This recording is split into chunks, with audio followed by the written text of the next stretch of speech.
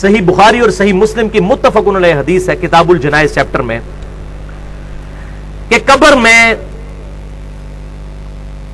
4 سوالات کیے جائیں گے. 4 کا عدد موجود نہیں لیکن سوال جو بتائے گے وہ میں گن کے بتا رہا ہوں 4 ہے کہ قبر میں یہ سوال ہوں گے.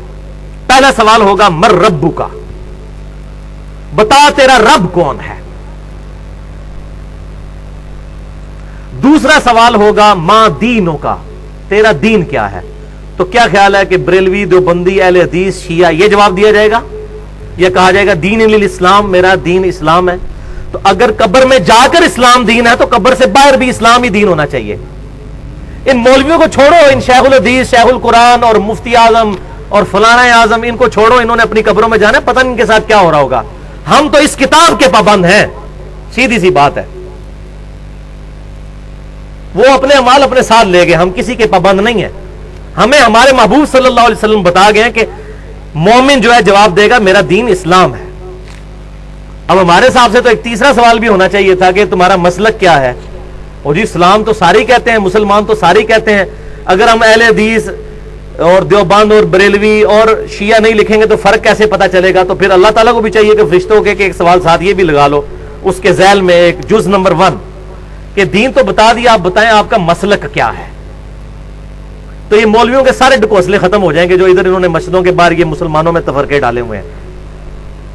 الحمدللہ اس وقت دنیا میں کئی مسلمان ملک ہیں جہاں پہ یہ تفرقہ نہیں ہے.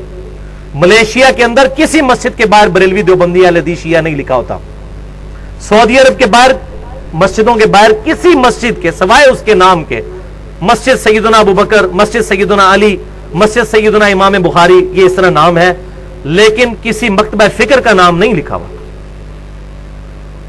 یہ سب کانٹیننٹ انڈیا، پاکستان اور بنگلہ دیش کا یہ بےہودہ کلچر اور یہی پھر انجیکٹ ہوا ہے چائنا کے اندر. آپ حیران ہوں گے، میں چائنا کے اندر گیا جولائی 2004 کی بات ہے، مجھے حیرانگی ہوئی کہ چائنا کے مسلمان بھی بریلوی، دیوبندی، اہل حدیث اور شیعہ ہیں. حالانکہ ان بیچاروں کو پتہ ہی نہیں کہ بریلوی کیا چیز ہے، دیوبند کیا چیز ہے، اہل حدیث کیا چیز ہے، شیعہ کس چیز کا نام ہے. انڈیا کے شہر ہیں بریلی اور دیوبند. تو اس سے مجھے اندازہ ہوا کہ جتنی بیماری انڈیا پاکستان کے اندر ہے یہ پھر ایکسپورٹ ہو جاتی ہے دنیا کے باقی مسلمان ملکوں کے اندر. اس اعتبار سے یہ واقعی گمراہی کا قلعہ ہے ہمارا ملک بنا ہوا اس وقت. کہ جتنی گمراہی ہیں یہی باہر جاتی ہیں، ایکسپورٹ ہوتی ہیں. اچھی چیز تو بڑی مشکل سے، اب شکر ہے حق کی آواز یوٹیوب کے ذریعے پہنچنا شروع ہوئی ہے، ورنہ چینلز پہ تو کوئی بات ہی نہیں ہمارے جیسے لوگوں کو کرنے دیتا. اللہ اکبر. تیسرا سوال ہوگا ما کنت تقول فی حق ھذا الرجل، اس مرد کے بارے میں تو دنیا میں کیا کہا کرتا تھا، کیا عقیدہ تھا. یعنی نبی صلی اللہ علیہ وسلم کے بارے میں سوال ہوگا. ترمذی کے الفاظ ہیں من نبیوں کا، تیرا نبی کون ہے. تو دونوں سوال ٹھیک ہیں. اس میں جو کہتے ہیں کہ قبر میں نبی صلی اللہ علیہ وسلم آ جائیں گے، ایسی بات نہیں ہے، کیونکہ مسند امام احمد میں ایک حدیث موجود ہے. وہ شخص پھر پوچھے گا کہ آپ کس مرد کے بارے میں مجھ سے پوچھ رہے ہیں. تو فرشتہ کہے گا الذی بعث فیکم، اس شخص کے بارے میں جس کو اللہ نے تم میں نبی بنا کر مبعوث کیا تھا.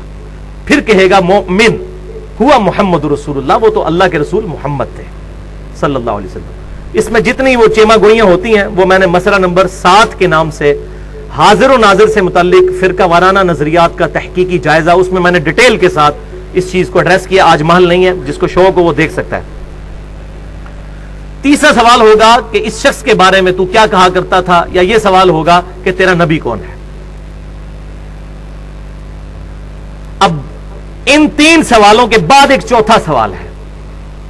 جو مؤمن ہوگا، بخاری اور مسلم کے الفاظ ہیں کہ وہ تینوں سوالوں کے جواب دے دے گا کہ میرا رب اللہ ہے، میرا دین اسلام ہے اور محمد صلی اللہ علیہ وسلم میرے پیغمبر ہیں. اس کے بعد جب وہ جواب دے لے گا تو جو مؤمن ہوگا، اس کے بارے میں مسند امام احمد میں انٹرنیشنل نمبرنگ کے مطابق 18,733 نمبر اور سنن ابی داؤد کے اندر 3,212 اور 4,753، یہ 2 حدیثیں سنن ابی داؤد میں. الفاظ آگے چلتے ہیں کہ جب وہ جواب دے لے گا تو فرشتے پھر اس سے سوال پوچھیں گے کہ تجھے کیسے معلوم ہوئے ان سوالات کے جواب. یہ چوتھا سوال ہے جو چھپایا ہوا ہے مولویوں نے، کیونکہ مولویوں کی روٹی بند ہوگی. یہ چوتھا سوال بتا دیں یہی تو اصل چیز ہے، صراط مستقیم اسی سے تو ملنا ہے۔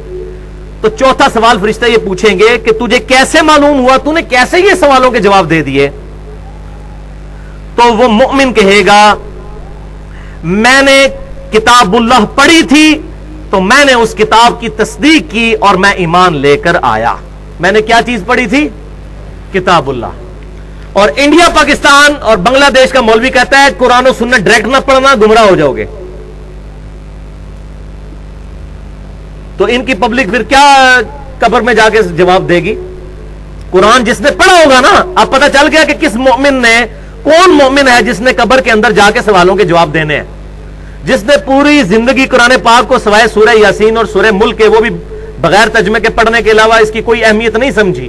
اس نے خواہ کہنا ہے کہ میں نے کتاب اللہ پڑھی تھی تو تصدیق کی، خواہ تصدیق کی، اس کو تو پتہ ہی نہیں کتاب اللہ کے اندر کیا لکھا ہوا ہے۔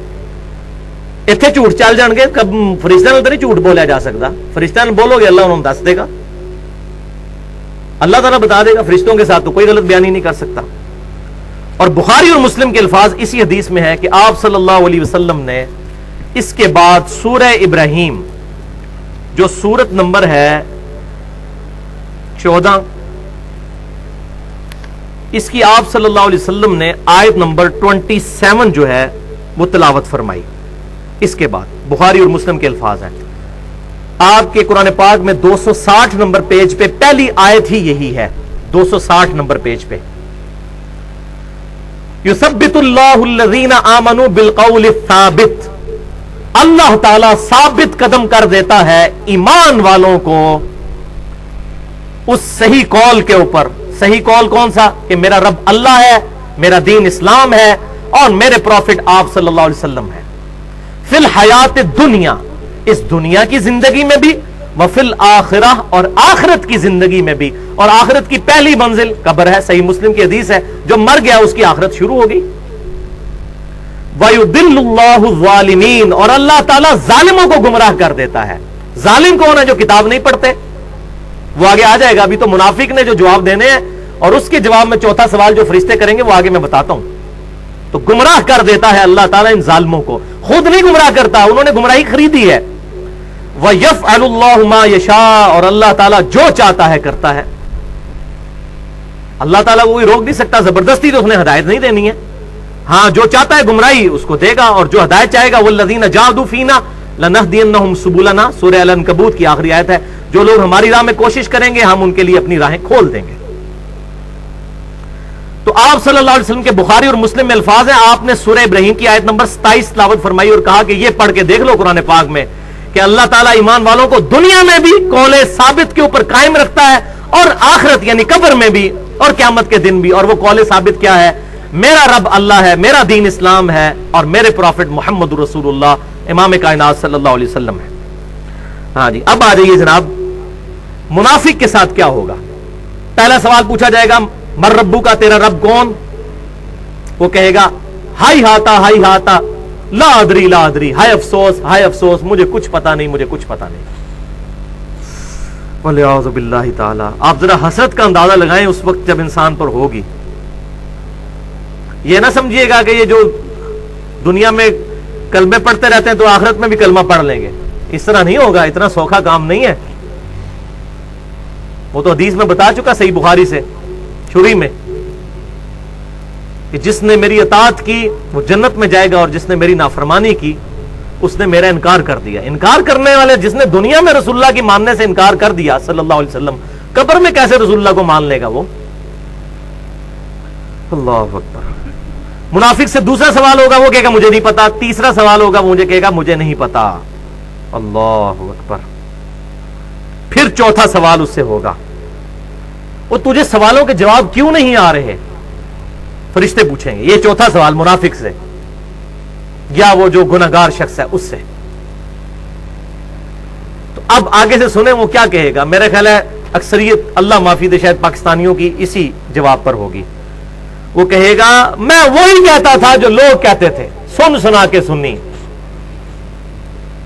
اسی تے شروع تو ہی انجی کر رہے ہیں، ہم تو شروع سے یہی کر رہے ہیں۔ میں وہی کہتا تھا جو لوگ کہتے تھے۔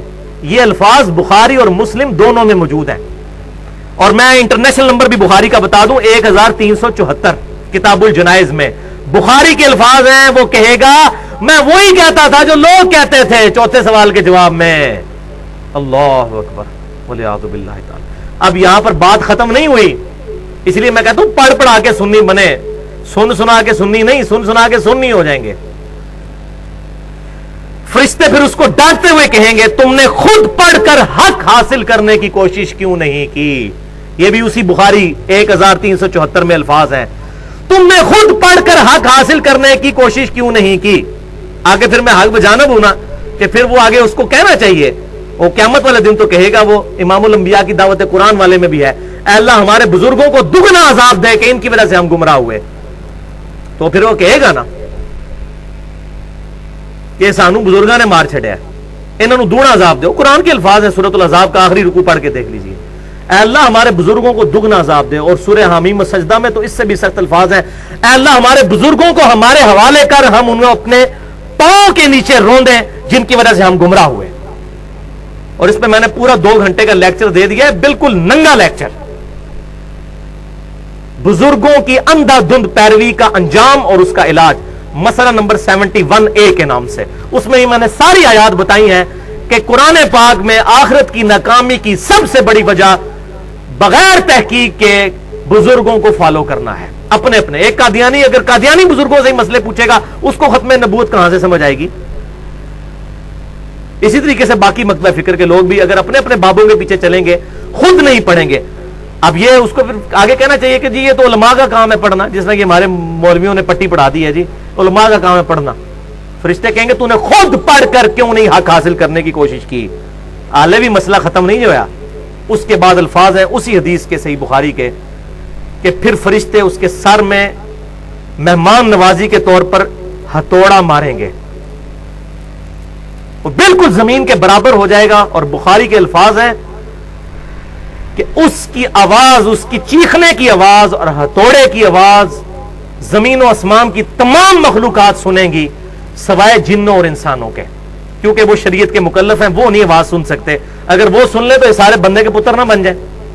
روزانہ اگر ہتھوڑوں کی آوازیں آ رہی ہوں، یہاں دفنا کے آئیں اور جنازے اس کے قبرستان کے گیٹ پہ پہنچے اور دھڑل کی آواز آئے پیچھے اس قبر میں سے، تو پتہ چل جائے اتنے بڑے داڑھی والے بزرگ تھے اور تسبیحوں والے اور پگڑیوں والے اور شلوار ان کی جو گھٹنوں تک پہنچی ہوتی تھی، اتنے بڑی جماعت کے امیر بھی تھے اور یہ تھوڑا پڑ گیا ان کو۔ تو پھر سارے میری بات کہہ رہے ہوتے ہیں یار بزرگ پرستی چھوڑو، لیکن اگر یہی بات ہوگی تو کیسے؟ دیکھ کر مانا تو کیا مانا؟ ان الذین یخشون ربهم بالغیب لهم مغفرۃ واجر کبیر، بے شک وہ لوگ جو کہ بغیر دیکھے اپنے رب سے ڈرتے ہیں ان کے لیے ہے مغفرت اور اجر عظیم۔ دیکھ کر تو ساروں نے مان لینا ہے۔ اور صحیح مسلم میں الفاظ ہیں، آپ صلی اللہ علیہ وسلم نے فرمایا کہ میں نے اپنے رب سے خواہش کی اس بات کی، لیکن میں پھر پیچھے ہٹ گیا۔ میں نے ارادہ کیا کہ میں اللہ سے دعا کروں اور اللہ تعالیٰ تمہیں عذاب قبر سنوا دے، لیکن مجھے ڈر ہوا کہ اگر تم نے عذاب قبر سن لیا تم اپنے مردوں کو دفنانا ہی چھوڑ دو گے۔ یہ صحیح مسلم کی حدیث ہے۔ ابھی عذاب قبر کا ٹاپک نہیں، ورنہ اس پہ تو کسی کو شوق ہو تو مشکات المصابیح کی پہلی جلد میں ہی عذاب قبر سے ریلیٹڈ بخاری اور مسلم، اس کے علاوہ بھی تقریباً 11 مزید کتابوں سے، کتب ستہ اور باقی کتابوں سے احادیث موجود ہیں، وہ پڑھ سکتے ہیں۔ اب یہاں پر ہی یہ منافق کے کانٹیکسٹ میں وہ آیت پھر کیوں نہ پڑھ دوں، یہ آیت نکال لیجئے، سورہ طٰہٰ آیت نمبر 123، سورہ طٰہٰ آیت نمبر 123۔ اب جب مومن کا ذکر ہوا تو سورہ ابراہیم پڑھی، اب یہ آیت وہ تو آپ صلی اللہ علیہ وسلم نے پڑھی تھی، اور یہاں پر میں یہ آیت پڑھتا ہوں۔ 123 نمبر آیت ہے، پیج نمبر 321 پارہ نمبر 16 میں، یہ بلو والے قرآن پاک میں، سورہ طٰہٰ سورت نمبر 20 اور آیت نمبر 123۔ آدم علیہ السلام اور شیطان کا جو قصہ ہے اس کا ذکر ہو رہا ہے۔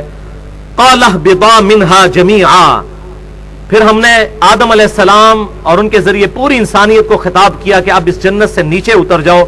بَعْضُكُمْ لِبَعْضٍ عَدُوٌّ، تم میں سے بعض کے دشمن ہوں گے۔ فَإِمَّا يَأْتِيَنَّكُمْ مِنِّي هُدًى، تو پس جب کبھی بھی تمہارے پاس میری طرف سے کوئی ہدایت کی کتاب آئے گی، اے انسانوں سن لو۔ آدم علیہ السلام اور ان کی اولاد کو اتارتے وقت اللہ تعالیٰ نے کہا اب دنیا میں اتر جاؤ، اور جب کبھی ہدایت کی کوئی کتاب آئے گی، فمن اتبع ہدایا، تو جو کوئی پھر اس ہدایت کی کتاب کی پیروی کرے گا، فلا یضل ولا یشقا، تو نہ تو وہ گمراہ ہوگا اور نہ بدقسمت ہوگا۔ یہ اگلے الفاظ بھی ذرا سن لیں۔ اسی لیے میں کہتا ہوں اس آیت نے مسئلہ تقدیر حل کر دیا ہے۔ جو لوگ کہتے ہیں جی اللہ تعالیٰ چاہتا تو ہمیں ہدایت دے دیتا، اللہ تو چاہتا ہے، اللہ نے تو ہدایت دی ہوئی ہے، اور جی اللہ کی توفیق تو اللہ نے دی ہوئی ہے۔ توفیق پتہ ہے کس سے چھینی ہے؟ جو پاگل ہے اس سے توفیق چھین لی ہے۔ جس کی عقل کام کرتی ہے اس کو توفیق ملی ہوئی ہے۔ آج تک کبھی ہمارے آباء و اجداد میں بھی کوئی واقعہ رپورٹ ہوا ہے کہ کوئی بندہ نماز پڑھنے کے لیے مسجد میں جائے اور شیطان ٹینجیبل فزیکل فارم میں سامنے آ جائے کہ میں تمہیں آج مسجد ہی نہیں بڑھن دینا، میں تجھے آج مسجد میں داخل نہیں ہونے دوں گا؟ کبھی نہیں ایسا ہوا۔ شیطان کا کوئی زور ایسا نہیں ہے، صرف دعوت دیتا ہے۔ بلکہ سورہ ابراہیم میں ہی آتا ہے شیطان پھر آخرت میں جھگڑے گا اس انسان کے ساتھ۔ جب انسان تہمت لگائے گا کہ مجھے شیطان نے گمراہ کیا، شیطان کہے گا میں نے کہاں سے گمراہ کیا، میں نے صرف دعوت دی تھی، میرا زور تو تیرے پہ کوئی نہیں تھا۔ واقعی کبھی زور نہیں ہے۔ آج گورنمنٹ آف پاکستان اناؤنسمنٹ کرے کہ فجر کی نماز جو تکبیر اولیٰ سے پڑھے گا اس کو 5,000 روپیہ فی نماز دیا جائے گا، شیطان سارے دنیا کے اکٹھے ہو جائیں، شیطان کا باپ بھی آ جائے، کسی کو مسجد میں جانے سے نہیں روک سکے گا، یہ سارے شیطان ختم ہو جائیں گے خود بخود۔ تو ہم اندر کی ہماری اپنی ول ہوتی ہے، ہماری اپنی خواہشی نہیں ہوتی۔ تو اللہ تعالیٰ فرما دیا جو ہدایت کی کتاب کی پیروی کرے گا نہ تو گمراہ ہوگا اور نہ بدقسمت ہوگا۔